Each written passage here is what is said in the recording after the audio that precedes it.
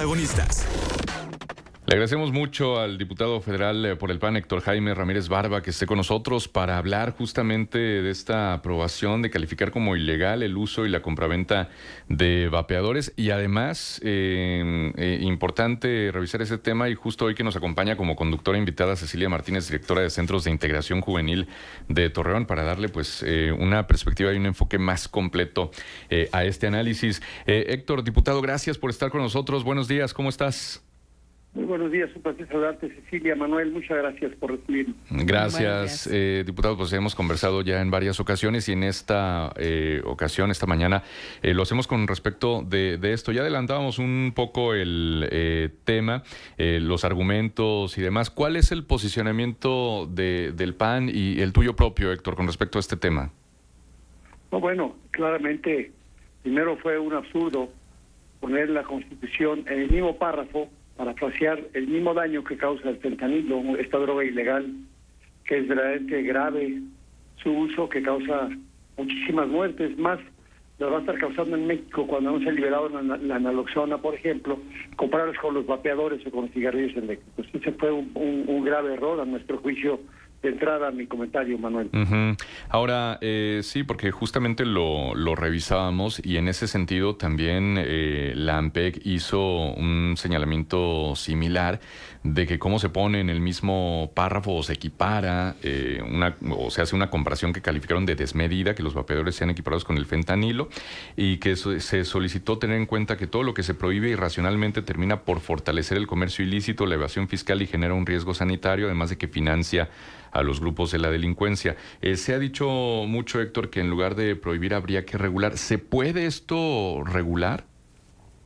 Se debiera regular. De hecho, la propuesta que hicimos como Partido de Acción Nacional es que se regulara, o sea, que se castigue la actividad ilícita incluso de vapeadores, porque lo que está ocurriendo hoy en México es que hay millones de gentes que son usuarios de este tipo de dispositivos, pero la mayoría de este tipo de dispositivos son dispositivos ilegales que entran con el mercado negro con una utilidad aproximada de 5,000 millones de pesos, y me parece a mí muy grave que se esté consumiendo productos que la autoridad regulatoria no valida su calidad.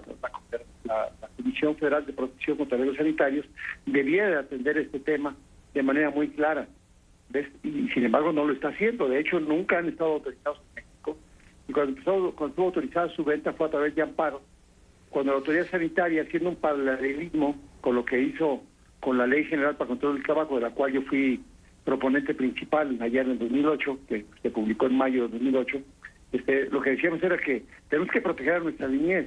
Ese sentimiento de protección hacia nuestra juventud es importante, porque el cigarro de combustión también, y la nicotina son drogas muy adictivas. Entonces uno tendría que tener ese cuidado de protegerlos. Y entonces, en aquel entonces, prohibíamos, por ejemplo, tú eres muy joven quizás, Manuel, pero se vendían cigarritos de chocolate. Es decir, no puede haber nada que simule eso como si fuera algo bueno. Claro. Se daban regalos de cigarritos de chocolate. Y con ese espíritu, la COFEPRIS empezó a sancionar a quienes vendían, se ampararon ante la Corte. Después, por un cabildeo intenso, aunque haya jurisprudencia, pues hace que más o menos el 10% de los productos en México estén autorizados bajo un amparo de la justicia. Y por el otro lado, bueno, ahora con este cambio constitucional absurdo, me parece, en vez de regular, le está diciendo a la gente que está tomando, que tiene este tipo de dispositivos, que es ilegal, que los vas a sancionar y que regresen al cigarro de combustión. El cigarro de combustión es claramente mucho más dañino que cualquier cigarrillo electrónico. En eso no hay ninguna duda en ninguna parte del mundo. La medicina basada en evidencias así lo manifiesta. Hay muchísimos artículos ahora de metaanálisis y revisiones sistemáticas. Los dos son malos, pero entre los dos, el cigarro de combustión en México mata más de 76,000 personas, y logramos con aquella ley disminuir el efecto del humo de segunda mano en la mayoría de las ciudades en nuestro país. Ha habido avances un poco con esta ley, pero claramente la regulación debiera ser el primer factor importante que debería tomar la autoridad. Diputado, buenos días. Del Centro de Integración Juvenil, como bien sabe, nos dedicamos a la parte operativa. En esta parte operativa recibimos y atendemos a personas problemadas con el tema de la adicción y creo que algo de este lado, los que estamos en la atención directa, tanto en tratamiento como en también temas de prevención, diputado, que creo que también ahí falta fortalecer la estrategia preventiva como una solución al tema de la adicción o los comportamientos adictivos. Pero justo yo, dentro de su opinión también, la reforma de ley del 13 de enero del año pasado que retiró el producto de tabaco del mercado, coincido totalmente con usted, estamos hablando de un tema de daños a la salud que tenemos que revertir, pues, ¿no? Pero esta iniciativa que salió el año pasado, que nos duró muy poco tiempo, diputado, porque muy pronto, así como se retiraron los productos, regresaron al mostrador y ya no se le dio seguimiento. Entonces, ¿no cree que también estaríamos como a tiempo en el tema del vapeador porque hay muy baja percepción de riesgo? La gente cree en la desinformación que puede ser sustituto para el tabaco tradicional y que podría ser oportuno como frenar precisamente porque el tema de la regulación tiene muchas lagunas. En la operatividad me refiero, en la operatividad. Aquí en la comarca hay fácil acceso y precisamente para las infancias y las juventudes es sencillo conseguir sustancias lícitas, aunque para ellos están prohibidas.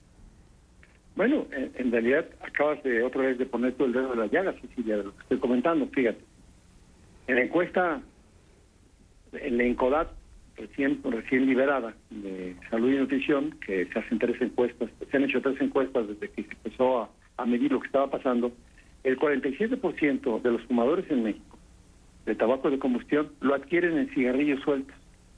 Y eso está prohibido por ley. Está prohibido, entonces, claro. Cuando pusimos la ley, lo que decíamos, a ver, porque en el tema de la adicción hay muchísimos más que claroscuros, mucho tema para aprender, porque es una droga legal, pero es droga.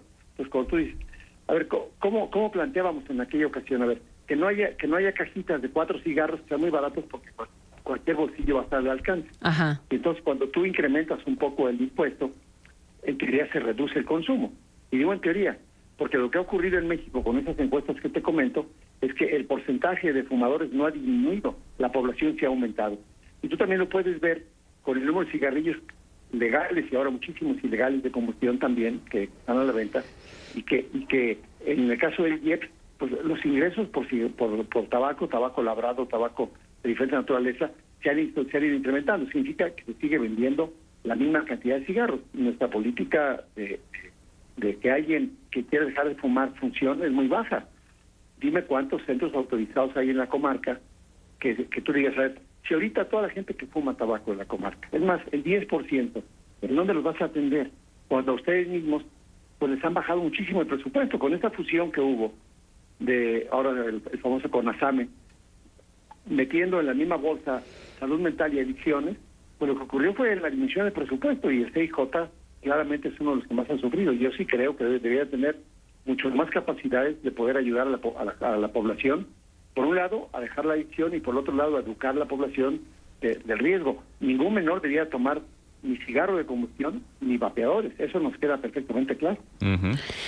Claro, incluso también diputado, nosotros lo vemos porque también hablamos de los adultos, pues, ¿no? O sea, los adultos en esta falta de educación para la salud y que efectivamente, que tanto, hablando del presupuesto, todavía nos falta sensibilizar, pues, para que sepamos y estemos convencidos que muchos de los recursos tendrían que caer precisamente a las dependencias que estamos haciendo prevención, pues, ¿no? Que es el camino pero también el tema del freno en los adultos podría tener un impacto importante de toda la ley antitabaco que ha tenido grandes resultados porque sí hemos avanzado afortunadamente en eso y incluso en el centro, diputado, nosotros tenemos adolescentes que están llegando al centro antes de probar tabaco y alcohol, están utilizando el vapeador como primera sustancia de consumo y que al final hablamos de conductas adictivas que también son dañinas para la salud.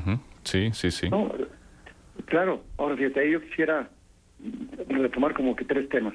El primero, ¿qué es lo que pasa con los impuestos al tabaco? Y es más, a todos los que yo le llamo un conjunto de impostadores, yo soy médico también. Sí. Yo soy secretario de salud y conozco bien tanto las partidas como en la cancha operativa.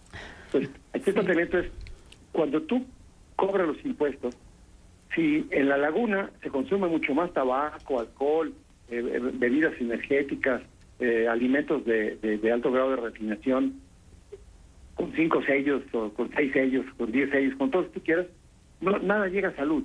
Todo se va, el 80% a la federación, a una bolsa común que no tiene que ver con la salud, y el 20% al Estado. Entonces, ningún Estado quisiera tampoco meterle, a través de las comisiones estatales de arbitraje médico y las de la COFEPRIS, actuar en consecuencia para que la COFEPRIS, en el caso de la laguna, pudiera actuar para que no hubiera maquinitas expendedoras, que lo único que ocurre con ellas es que cualquiera con dinero la puede comprar, y no determina si es menor, si es mayor. Sí. Claro. Pero lo mismo pasa en las tiendas, en donde tú vas y compras, cuando es un adolescente, tocan la puerta, te venden el cigarro suelto, y hasta de broma me platicaba un legislador el otro día, que fue a una tienda, él estaba adentro para llegar unos adolescentes, y yo, ¿me damos un cigarrillo suelto?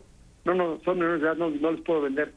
Y él se sorprendió, dice, qué bueno, y dice, jajaja, es broma, ¿cuántos quieren? Realmente, pero también ocupa una labor mucho más importante para los ciudadanos. Sí, totalmente. Bueno, pues seguiremos hablando de este tema. El tiempo, como siempre, nos queda muy, muy corto, pero te agradecemos muchísimo, Héctor, que hayas estado con nosotros y, obvio, pues le vamos a dar seguimiento a todo este asunto. Muchísimas gracias. Me gustaría terminar nomás con una declaración que sí es tajante. Sí. Es decir, los dos son malos, pero si alguien va a tomar la decisión de hacerlo, es mucho mejor el cigarro electrónico que el tabaco de combustión, sin duda. Bueno, pues ahí está entonces el punto. Gracias, Héctor, por estar con nosotros. Gracias, hasta luego, Ceci, hasta luego, Manuel. Hasta luego, diputado. El diputado federal panista Héctor Jaime Ramírez Barba, pues ya no está